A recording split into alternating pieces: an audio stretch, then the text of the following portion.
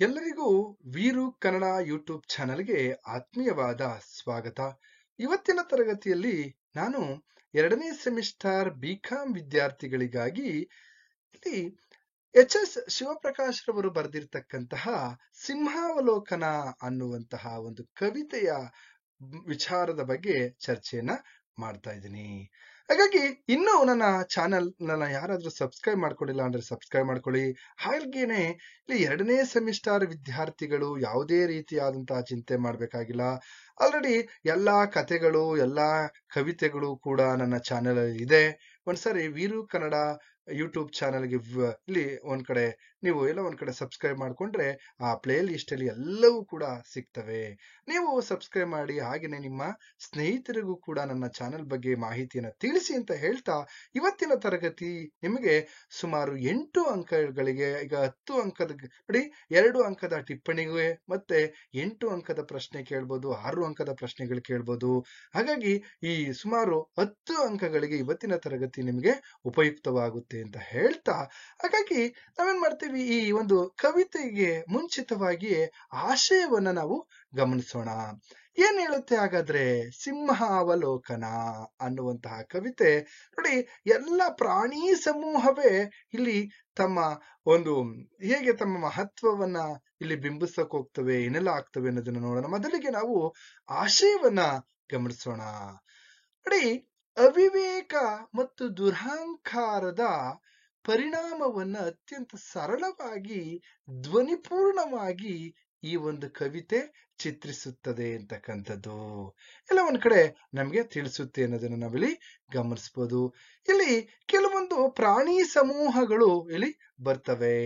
ಇಲಿ, ಬೆಕ್ಕು, ಮೊಲ, ಹಾಗೇನೆ ಎಲ್ಲ ಒಂದ್ ಕಡೆ ಸಿಂಹ ಮೊದಲಾದವುಗಳು ಇಲ್ಲಿ ಇಲ್ಲಿ ಏನಾಗ್ತಿದೆ, ಈ ಪ್ರಾಣಿ ಸಮೂಹದಲ್ಲಿ ಅಥವಾ ಆಹಾರ ಸರಪಳಿ ಈ ತರದ ವಿಚಾರಗಳನ್ನು ನಾವು ತಿಳಿದಂತಹ ಸಂದರ್ಭದಲ್ಲಿ ಒಂದು ಇನ್ನೊಂದರ ಆಹಾರ, ಒಂದಕ್ಕಿಂತ ಒಂದು ಬಲಶಾಲಿಯಾದವುಗಳು ಹಾಗೆ ತಮ್ಮ ತಮ್ಮ ಮಿತಿಯಲ್ಲಿ ತಾವೇ ಬಲಶಾಲಿಗಳೆಂದು ತಿಳಿದಿರುವಂತಹ ಇವುಗಳ ಒಂದು ಸ್ಥಿತಿ ಕೊನೆಗೆ ಯಾವ ಹಂತಕ್ಕೆ ತಲುಪುತ್ತೆ ಅನ್ನೋದನ್ನ ನಮ್ಮಲ್ಲಿ ಗಮನಿಸಬಹುದು. ನೋಡಿ, ನಾನು ಮೇಲು, ಎಲ್ಲೋ ಒಂದ್ ಕಡೆ ನಾನು ಅತಿ ಹೆಚ್ಚು ಶಕ್ತಿಯುತವಾದಂತಹ ಪ್ರಾಣಿ ಅಂತಹ ತಮ್ಮ ಸ್ವಪ್ರತಿಷ್ಠೆಗಳನ್ನ ತೋರಿಸ್ತಕ್ಕಂತಹ ಪ್ರಾಣಿಗಳು, ತಮ್ಮ ಅವಿವೇಕತೆಯಿಂದ ದುರಹಂಕಾರವನ್ನು ಪ್ರದರ್ಶನ ಮಾಡುವಂತಹ ಪ್ರಾಣಿಗಳು ಯಾವ ರೀತಿ ಅವು ಸೆಣಸಾಡ್ತವೆ ಅನ್ನೋದನ್ನ ನಾವಿಲ್ಲಿ ನೋಡ್ತಾ ಹೋಗೋಣ.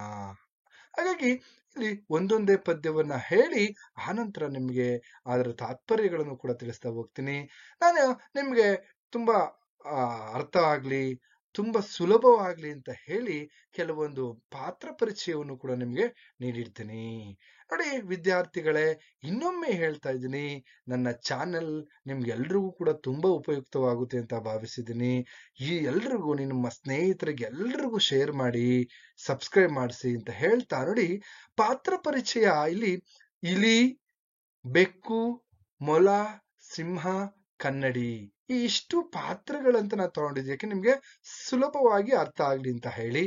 ಹಾಗಾಗಿ ಪ್ರಮುಖ ಅಂಶಗಳೇ ಇಲ್ಲಿ ಪ್ರಶ್ನೆಗಳು ಅನ್ನೋದನ್ನ ನೀವು ನೆನಪಿಟ್ಕೋಬೇಕು. ನನ್ನ ತರಗತಿಯಲ್ಲಿ ಯಾವಾಗಲೂ ಕೂಡ ಪ್ರಮುಖ ಅಂಶಗಳನ್ನ ಕೊಟ್ಟಿರ್ತೀನಿ, ಅದೇ ರೀತಿ ಪ್ರಶ್ನೆಗಳಲ್ಲಿ ಬಂದಿರ್ತವೆ. ಹಾಗಾಗಿ ನೋಡಿ, ಕನ್ನಡಿಯ ಚೂರುಗಳನ್ನ ನೋಡಿದ ಸಿಂಹದ ಪರಿಸ್ಥಿತಿ ಹೇಗಿತ್ತು ವಿವರಿಸಿ ಅಂತ ಕೇಳ್ಬೋದು. ಅವಿವೇಕದ ಮತ್ತು ದುರಹಂಕಾರದ ಪರಿಣಾಮವನ್ನ ವಿವರಿಸಿ ಅಂತ ಕೇಳ್ಬೋದು. ಅಥವಾ ಸಿಂಹದ ಕೋಪದಿಂದ, ಇಲ್ಲಿ ಸಿಂಹದ ಕೋಪ ಯಾವ ರೀತಿ ಸಿಂಹಾವಲೋಕನ ಕವಿತೆಯಲ್ಲಿ ವ್ಯಕ್ತವಾಗಿದೆ ವಿವರಿಸಿ, ನಿರೂಪಿಸಿ ಅಂತ ಕೇಳ್ಬೋದು. ಹಾಗೇನೆ ಇಲ್ಲಿ ಸಮಾಜದಲ್ಲಿ ತಾನೇ ಎಲ್ಲರಿಗಿಂತ ಬಲಶಾಲಿ ಎನ್ನುವಂತಹ ಅವಿವೇಕ ಎಷ್ಟರ ಮಟ್ಟಿಗೆ ಸಿಂಹಾವಲೋಕನ ಕವಿತೆಯಲ್ಲಿ ಮೂಡಿ ಬಂದಿದೆ ವಿವರಿಸಿ ಅಥವಾ ನಿರೂಪಿಸಿ ಅನ್ನೋದನ್ನ ಕೇಳ್ಬೋದು. ಈ ರೀತಿ ಪ್ರಶ್ನೆಗಳು ಕೇಳ್ತಾರೆ. ಹಾಗಾಗಿ ನೀವು ಬರೆಯೋದಿಕ್ಕೆ ತಯಾರಾಗಿರಿ. ನನ್ನ ತರಗತಿ ಕೇಳ್ತಾ ಇದ್ದೀರಾ ಅಂದ್ರೆ ನೀವು ಯಾವುದೇ ರೀತಿಯಾಗಿ ಉತ್ತರಗಳನ್ನ ಅತ್ಯುತ್ತಮವಾಗಿ ಬರೀತೀರಿ ಅಂತ ಭಾವಿಸ್ತಾ, ನೋಡೋಣ ಈಗ ಪದ್ಯಗಳನ್ನ ಹೇಳ್ತಾ ಅದರ ತಾತ್ಪರ್ಯವನ್ನು ತಿಳಿಸ್ತಾ ಹೋಗ್ತೀನಿ. ಒಂದು, ಇಲ್ಲಿ ಸಿಂಹ ಕನ್ನಡಿಯೊಳಗೆ ಹಿಣುಕಿ. ನೋಡಿ ಪದ್ಯ ಹೇಗೆಂದ್ರೆ, ಒಂದು ಸಿಂಹ ಕನ್ನಡಿಯೊಳಗೆ ಹಿಣುಕಿತು, ಅಂದಿತು ನೋಡಿ ಕನ್ನಡಿ ನನ್ನ ಹಾಗೆ. ಒಂದು ಇಲ್ಲಿ ಮೊಲ ಕನ್ನಡಿಯೊಳಗೆ ಇಣುಕಿತು ಅಂದಿತು ನೋಡಿ ಕನ್ನಡಿ ನನ್ನ ಹಾಗೆ. ನೋಡಿ, ಒಂದು ಕನ್ನಡಿಯ ಮುಂದೆ ಇಲ್ಲಿ ಉದಾಹರಣೆಗೆ ಇಲಿ, ಬೆಕ್ಕು, ಮೊಲ, ಸಿಂಹ ಇವೆಲ್ಲ ಈ ಪ್ರಾಣಿ ಸಮೂಹ ಎಲ್ಲವೂ ಕೂಡ ನಿಂತ್ಕೊಂಡಿದೆ. ನಿಂತ್ಕೊಂಡು ಕನ್ನಡಿ ನಂತರ ಕಾಣಿಸ್ತದೆ. ಕನ್ನಡಿ ಒಂದು ಹಾಸ್ಯ ಪ್ರಧಾನವಾದಂತಹ ಒಂದು ಕವಿತೆ ಆದ್ರೂ ಕೂಡ ಅದರ ಅರ್ಥ ತುಂಬಾ ಅರ್ಥಗರ್ಭಿತವಾಗಿರ್ತಕ್ಕಂಥದ್ದು. ನೋಡಿ, ಅವಿವೇಕತೆಯ ಪರಮಾವಧಿ ಪ್ರಾಣಿಗಳು ಎಂತಹ ಸ್ಥಿತಿಗೆ ಹೋಗ್ತವೆ ಅನ್ನೋದನ್ನ ನಾವಿಲ್ಲಿ ಗಮನಿಸ್ತಾ ಹೋಗ್ಬೋದು. ಇಲ್ಲೇನ್ ಮಾಡ್ತಾ ಇದೆಯಪ್ಪ ಅಂತಂದ್ರೆ, ಸಿಂಹ ಕನ್ನಡಿಯನ್ನ ನೋಡುತ್ತೆ ಮೊದಲು. ಅದರ ಪ್ರತಿಬಿಂಬವನ್ನ, ಸಿಂಹ ತನ್ನ ಪ್ರತಿಬಿಂಬವನ್ನ ಕನ್ನಡಿಯಲ್ಲಿ ನೋಡ್ಕೊಂಡು ಕನ್ನಡಿ ನನ್ನ ಹಾಗೆ ಇದೆ ಅಂತ ಹೇಳ್ತಾ ಇದೆ. ಆನಂತರ ಇಲ್ಲಿ ಏನಾಗ್ತಾ ಇದೆಯಪ್ಪ ಅಂತ ಅಂದ್ರೆ, ಅದೇ ರೀತಿ ಕನ್ನಡಿಯನ್ನ ನೋಡಿದಂತಹ ನಂತರದಲ್ಲಿ ಮೊಲ ಹೇಳ್ತದೆ, ಇಲ್ಲ ಇಲ್ಲ ಕನ್ನಡಿ ನನ್ನ ಹಾಗಿದೆ. ಹೀಗೆ ಸಿಂಹ ಮತ್ತೆ ಮೊಲದ ಒಂದು ಸಂವಾದ ನಡೀತಾ ಇತ್ತು. ಆಗ ಆನಂತರದಲ್ಲಿ ಮತ್ತೆ ಕೆಲವು ಉಳಿದ ಪ್ರಾಣಿಗಳು ಮತ್ತೆ ಸಂವಾದಕ್ಕೆ ನಿಮ್ ತರ ಕಾಣಿಸ್ತಿದೆ ಬನ್ರೋ ನಾನ್ ನೋಡ್ತೀನಿ ಅಂತ ಹೇಳಿ ಮತ್ತೆ ಇಲ್ಲಿ ಒಂದು ಬೆಕ್ಕು ಕನ್ನಡಿಯೊಳಗೆ ನೋಡಿ, ಸಿಂಹ ಮತ್ತು ಮೊಲ ನೋಡ್ದೋ ಅದರ ಸಂವಾದ ನಡೀತಾ ಇದೆ. ತಮ್ಮ ತಮ್ಮ ಪ್ರತಿಬಿಂಬವನ್ನು ನೋಡ್ಕೊಂಡು ನನ್ನ ಹಾಗೆ ಕಾಣಿಸ್ತಾ ಇದೆ, ನನ್ನ ಹಾಗೆ ಕಾಣಿಸ್ತಾ ಇದೆ ಅಂತ ತಮ್ಮ ಅವಿವೇಕತೆಯನ್ನ ಇಲ್ಲಿ ಪ್ರದರ್ಶನ ಮಾಡ್ತಾ ಇದ್ದೋ. ಅಥವಾ ತಮ್ಮ ಸ್ವಪ್ರತಿಷ್ಠೆಗಳನ್ನ ಈ ಪ್ರಾಣಿಗಳು ಇಲ್ಲಿ ಎಲ್ಲ ಒಂದ್ ಕಡೆ ಇಲ್ಲಿ ವ್ಯಕ್ತಪಡಿಸ್ತಾ ಇದ್ದಾವೆ ಅನ್ನೋದನ್ನ ನಾವು ಗಮನಿಸಬಹುದು. ಹಾಗಾದ್ರೆ ಇಲ್ಲಿ ಬೆಕ್ಕು ಕನ್ನಡಿಯೊಳಗೆ ಇಣುಕಿತು, ಬೆಕ್ಕು ಕನ್ನಡಿಯೊಳಗೆ ಇಣುಕಿತು ಅಂದಿತು ನೋಡಿ ಕನ್ನಡಿ ನನ್ನ ಹಾಗೆ. ಒಂದು ಇಲಿ ಕನ್ನಡಿಯೊಳಗೆ ಇಣುಕಿತು ಅಂದಿತು ಮೀನ್ಸ್ ಹೇಳ್ತು ಅಂತ, ನೋಡಿ ನನ್ನ ಹಾಗೆ. ಇಲ್ಲಿ ಎರಡು ಪ್ರಾಣಿಗಳ ಸಂವಾದ ನಡೀತಾ ಇದೆ, ಒಂದು ಬೆಕ್ಕು ಇನ್ನೊಂದು ಇಲಿ. ಈ ಪ್ರಾಣಿಗಳ ಒಂದು ಸಂವಾದ ಏನು, ಬೆಕ್ಕು ಕನ್ನಡಿಯನ್ನ ನೋಡಿ ಕನ್ನಡಿಯಲ್ಲಿ ತನ್ನ ಪ್ರತಿಬಿಂಬವನ್ನ ನೋಡಿದಂತಹ ಬೆಕ್ಕು ಇಲ್ಲಿ ಏನ್ ಹೇಳ್ತಾ ಇದೆ, ಕನ್ನಡಿ ನನ್ನ ಹಾಗೆ ಕಾಣಿಸ್ತಾ ಇದೆ ಅಂತಕ್ಕಂಥದ್ದು. ಇನ್ನೊಂದ್ ಕಡೆ ಇಲಿ ಕನ್ನಡಿಯನ್ನ ನೋಡಿ ಅಲ್ಲಿ ತನ್ನ ಪ್ರತಿಬಿಂಬವನ್ನ ಕಂಡಂತಹ ಇಲಿ ಇಲ್ಲ ಕನ್ನಡಿ ನನ್ನ ಹಾಗೆ ಇದೆ. ಈ ರೀತಿ ಸಂವಾದಗಳು, ವಾಗ್ವಾದಗಳು, ಮಾತುಕತೆಗಳು ನಡೀತಾನೆ ಇವೆ ಪ್ರಾಣಿಗಳ ನಡುವೆ. ಆನಂತರದಲ್ಲಿ ಮೂರನೇ ಪದ್ಯದಲ್ಲಿ ನಾವು ಗಮನಿಸಿದಾಗ ಕನ್ನಡಿ ನನ್ನ ಹಾಗೆ ಅನ್ನುವ ಗಂಭೀರವಾದ ವಾಗ್ವಾದ ಶುರುವಾಗಿ ಈ ನಾಲ್ವರು ಒಂದಾಗಿ ಕನ್ನಡಿಯೊಳಗೆ ಇಳಿಕಿದರೆ ಹರೆ ಕನ್ನಡಿ ಎಲ್ಲರ ಹಾಗೂ ಇತ್ತು, ಯಾರ ಹಾಗೆಯೂ ಇರಲಿಲ್ಲ. ನೋಡಿ, ಇಲ್ಲಿ 4 ಪ್ರಾಣಿಗಳು ವಾಗ್ವಾದವನ್ನ ಮಾಡ್ತಾ ಇದ್ದಾವೆ. ಏನು ಗಂಭೀರವಾದಂತ ಒಂದು ಚರ್ಚೆ ನಡೀತಾ ಇದೆ.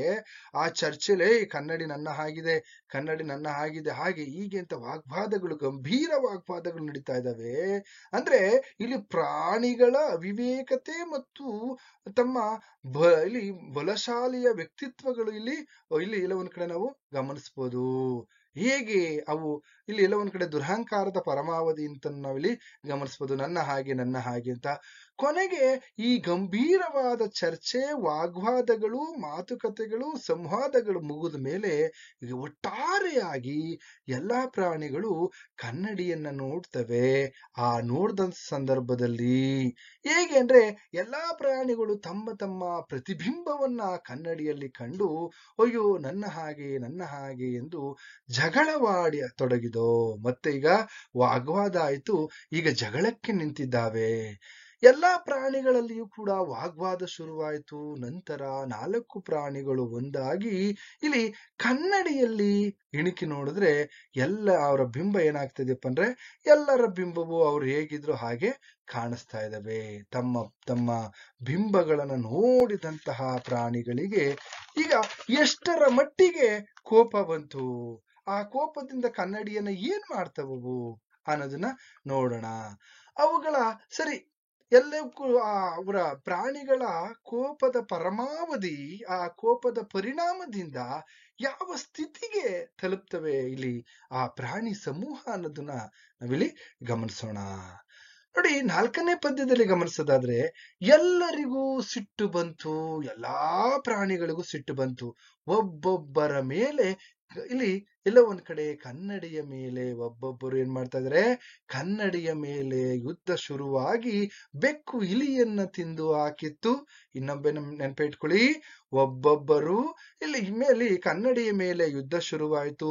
ಯುದ್ಧ ಶುರುವಾದಾಗ ಬೆಕ್ಕು ಇಲಿಯನ್ನ ತಿಂದಿತು, ಸಿಂಹ ಮೊಲವನ್ನ ತಿಂದು ಹಾಕಿತ್ತು. ಕೊನೆಗೆ ಸಿಂಹವು ಬೆಕ್ಕಿಗೆ ಇಲ್ಲಿ ಜಗಳ ಹತ್ತಿಕೊಂಡು ಸಿಂಹವು ಬೆಕ್ಕನ್ನ ತಿಂದು ಹಾಕಿತ್ತು. ಕೊನೆಗೆ ಕೊನೆಯ ಯುದ್ಧಕ್ಕೆ ಕನ್ನಡಿ ಮತ್ತೆ ಸಿಂಹ ಸಿದ್ಧವಾದವು ಅನ್ನೋದು ಪದ್ಯ. ಹಾಗಾದ್ರೆ ಈಗ ಎಲ್ಲಾ ಪ್ರಾಣಿಗಳು ಕನ್ನಡಿಯನ್ನ ನೋಡಿದ್ಮೇಲೆ ಜಗಳ, ವಾಗ್ವಾದಗಳು, ಕೋಪ ಅತಿರೇಕಕ್ಕೆ ಹೋಯ್ತು. ಆಗ ಕನ್ನಡಿಯ ಮೇಲೆ ಯುದ್ಧವನ್ನ ಸಾರ್ತಾ ಇದ್ದಾವೆ. ಕನ್ನಡಿಯ ಮೇಲೆ ಯುದ್ಧವನ್ನ ಸಾರದಂತಹ ಸಂದರ್ಭದಲ್ಲಿ ಈಗ ಕನ್ನಡಿಯ ಮುಂದೆ ಎಲ್ಲಾ ಪ್ರಾಣಿಗಳನ್ನು ಸೇರಿ ಯುದ್ಧವನ್ನ ಶುರು ಮಾಡ್ದೋ. ಇಲ್ಲಿ ಬೆಕ್ಕು ಇಲಿಯನ್ನ ತಿಂದಾಕ್ತು. ಜಗಳದಲ್ಲಿ ಬೆಕ್ಕೇನ್ ಮಾಡ್ತು, ಇಲಿಯನ್ನ ಒಂದರ ಆಹಾರ ಇನ್ನೊಂದು ಪ್ರಾಣಿ ಆಗಿತ್ತು. ಹಾಗಾಗಿ ಬೆಕ್ಕಿನ ಆಹಾರ ಇಲಿ ಆಯ್ತು. ನಂತರದಲ್ಲಿ ಇನ್ನೊಂದ್ ಕಡೆ ಸಿಂಹವು ಎಲ್ಲ ಒಂದ್ ಕಡೆ ಮೊಲವನ್ನ ತಿಂದಾಕ್ತಕ್ಕಂಥದ್ದು. ಆ ಮೊಲವನ್ನ ತಿಂದಂತ ಸಂದರ್ಭದಲ್ಲಿ ಕೊನೆಗೆ ಇನ್ನೊಮ್ಮೆ ಸಿಂಹ ಏನ್ ಮಾಡ್ತಪ್ಪ ಅಂದ್ರೆ, ಬೆಕ್ಕನ್ನ ಮೊಲವನ್ನ ಸಿಂಹ ತಿಂದ್ರೆ ಇಲಿ ಬೆಕ್ಕನ್ನ ತಿಂದಿದ್ದು. ಎಲ್ಲ ಒಂದ್ ಕಡೆ ಬೆಕ್ಕು ಇಲಿಯನ್ನ ತಿಂದಿದ್ದು. ಈ ಎಲ್ಲ ಆದ್ಮೇಲೆ ಕೊನೆಗೆ ಈ ಎಲ್ಲ ಉಳಿದಿರ್ತಕ್ಕಂತಹ ಪ್ರಾಣಿ ಯಾವ್ದಪ್ಪ ಅಂದ್ರೆ ಈಗ ಸಿಂಹ. ಈ ಸಿಂಹ ಏನಾಗ್ತಾ ಇದೆ ನೋಡಿ, ಎಷ್ಟೇ ಬಲಶಾಲಿ ಆಗಿದ್ರು ಕೂಡ ಅವನು ಏನ್ ಮಾಡ್ತಾ ಇದ್ದಾನೆ, ಸಮಾಜದಲ್ಲಿ ತಾನೇ ಎಲ್ಲರಿಗಿಂತಹ ಬಲಶಾಲಿ ಅಥವಾ ಇಡೀ ಕಾಡಿನಲ್ಲಿ ನಾನೇ ಬಲಶಾಲಿ ಅನ್ನುವಂತಹ ಒಂದು ಅವಿವೇಕದ ಪರಮಾವಧಿಯಿಂದ, ದುರಹಂಕಾರದ ಪರಮಾವಧಿಯಿಂದ ಸಿಂಹ ಯಾವ ಹಂತಕ್ಕೆ ಹೋಗುತ್ತೆ ಅನ್ನೋದನ್ನ ನೋಡೋದಾದ್ರೆ, ಯುದ್ಧ ಸಿದ್ಧವಾಯಿತು. ಕನ್ನಡಿ ಮತ್ತೆ ಸಿಂಹದ ನಡುವೆ ಯುದ್ಧ.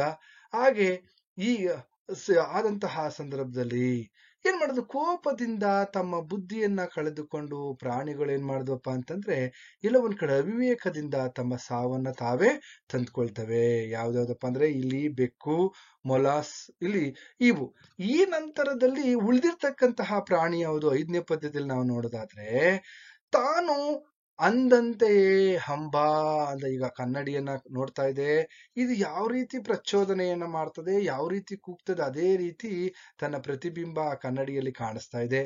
ತಾನು ಅಂದಂತೆಯೇ ಅಂಬ, ಆಡಿದಂತೆ ಆಡುವ, ಕೂಗಿದರೆ ಕೂಗುವ ಕನ್ನಡಿಯೊಳಗಿನ ಸಿಂಹದ ಬಗ್ಗೆ ಕನ್ನಡಿ ಹೊರಗಿನ ಸಿಂಹಕ್ಕೆ ಬ್ರಹ್ಮಾಂಡ ಸಿಟ್ಟು ಬಂತು. ಸಿಂಹ ಕನ್ನಡಿಯನ್ನ ಹೊಡೆದು ಹಾಕಿತ್ತು, ಕನ್ನಡಿ ಚೂರಾಯಿತು.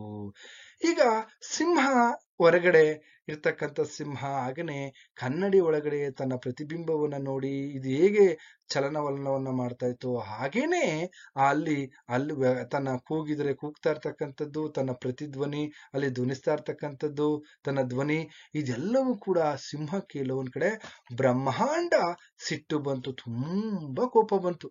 ಕೋಪ ಬಂದಾದ್ಮೇಲೆ ಸಿಂಹ ಕನ್ನಡಿಯ ಮುಂದೆ ನಿಂತು ಪ್ರತಿಬಿಂಬವನ್ನ ತಿಳಿದು ತನ್ನ ಪ್ರತಿರೂಪ ಎಲ್ಲ ಒಂದ್ ಕಡೆ ಬೇರೊಂದು ಸಿಂಹದಂತೆ ಭಾವಿಸಿ ತಾನು ಕೂಗಿದರೆ ಕೂಗುವ ಇದು ಯಾವ ರೀತಿ ಪ್ರದರ್ಶನವನ್ನ ಮಾಡಿದ ಹಾಗೆ ಮಾಡ್ತಾ ಇತ್ತು. ಹಾಗಾಗಿ ಎಲ್ಲೋ ಒಂದ್ ಕಡೆ ಏನಾಯ್ತಪ್ಪ ಅಂತ ಅಂದ್ರೆ, ಇದಕ್ಕೆ ಬ್ರಹ್ಮಾಂಡವಾದ ಕೋಪ ಬರುತ್ತೆ. ಕೋಪದಿಂದ ಕನ್ನಡಿಯನ್ನ ಹೊಡೆದಾಕುತ್ತೆ. ಯಾವುದು, ಸಿಂಹ. ಆಗ ಕನ್ನಡಿಯ ಮೇಲೆ ಆಕ್ರಮಣ ಮಾಡಿದಂತಹ ಸಂದರ್ಭದಲ್ಲಿ ಸಿಂಹ ಯಾರ ಮೇಲೆ ಆಕ್ರಮಣ ಮಾಡ್ತಪ್ಪ ಅಂದ್ರೆ, ಕನ್ನಡಿಯ ಮೇಲೆ ಆಕ್ರಮಣ ಮಾಡಿತ್ತು. ಆಗ ಕನ್ನಡಿ ಹೊಡೆದು ಚೂರು ಚೂರು ಆಗಿತ್ತು. ಆಗ ಸಿಂಹ ಅವಿವೇಕ ಮತ್ತು ದುರಹಂಕಾರ ಎರಡರ ಪರಿಣಾಮವನ್ನ ನಾವು ಗಮನಿಸಬಹುದು. ಸಿಂಹ ತನ್ನ ಪ್ರತಿಬಿಂಬ, ತನ್ನ ಧ್ವನಿಗಳ ರೂಪದಿಂದ ಯಾವ ರೀತಿ ಬ್ರಹ್ಮಾಂಡ ಕೋಪ ಬಂದು ಕನ್ನಡಿಯನ್ನ ಹೊಡೆದಾಕದ ನಂತರ ತನ್ನ ಅವಿವೇಕ ಮತ್ತು ದುರಹಂಕಾರ, ಸಿಂಹದ ಅವಿವೇಕ ಮತ್ತು ದುರಹಂಕಾರದ ಪರಿಣಾಮವನ್ನು ನಾವಿಲ್ಲಿ ಗಮನಿಸಬಹುದು.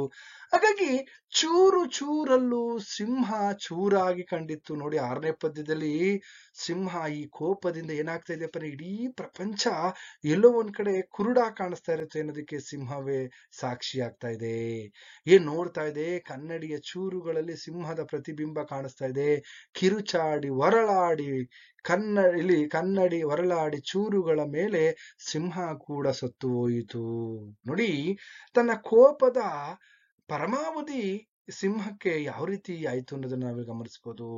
ನಂತರದಲ್ಲಿ ಸಿಂಹವು ಕೂಡ ಕನ್ನಡಿಗಳ ಚೂರನ್ನು ನೋಡಿ, ಕನ್ನಡಿಯ ಚೂರುಗಳ ಮೇಲೆ ತನ್ನದೇ ಆದ ಪ್ರತಿಬಿಂಬವನ್ನ ನೋಡಿ ಸಿಂಹವು ಕೂಡ ಏನ್ ಮಾಡ್ತಪ್ಪ ಅಂದ್ರೆ ಕಿರುಚಾಡಿ ಹೊರಳಾಡಿದ ಸಂದರ್ಭದಲ್ಲಿ ಕನ್ನಡಿಯ ಚೂರುಗಳು ಸಿಂಹಕ್ಕೆ ಚುಚ್ಚಿ ಸಿಂಹವು ಕೂಡ ಇಲ್ಲಿ ಸಾವನ್ನಪ್ಪುತ್ತೆ ಅಂತಕ್ಕಂಥದ್ದು. ಇದು ಸಿಂಹಾವಲೋಕನ ಅನ್ನುವಂತಹ ಒಂದು ಕವಿತೆಯ ಸಾರಾಂಶವಾಗಿದೆ.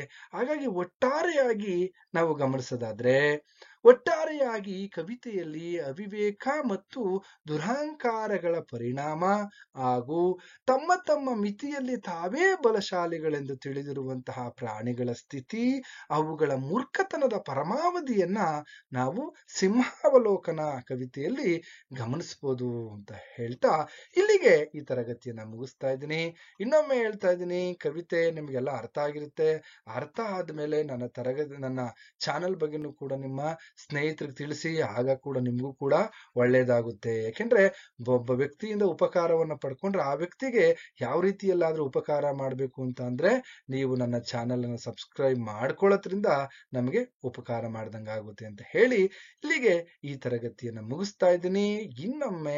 ಮತ್ತೊಮ್ಮೆ ನಾವು ಬೇರೊಂದು ತರಗತಿಯಲ್ಲಿ ಮತ್ತೊಮ್ಮೆ ಸಿಗೋಣ. ಎಲ್ರಿಗೂ ಶುಭವಾಗ್ಲಿ.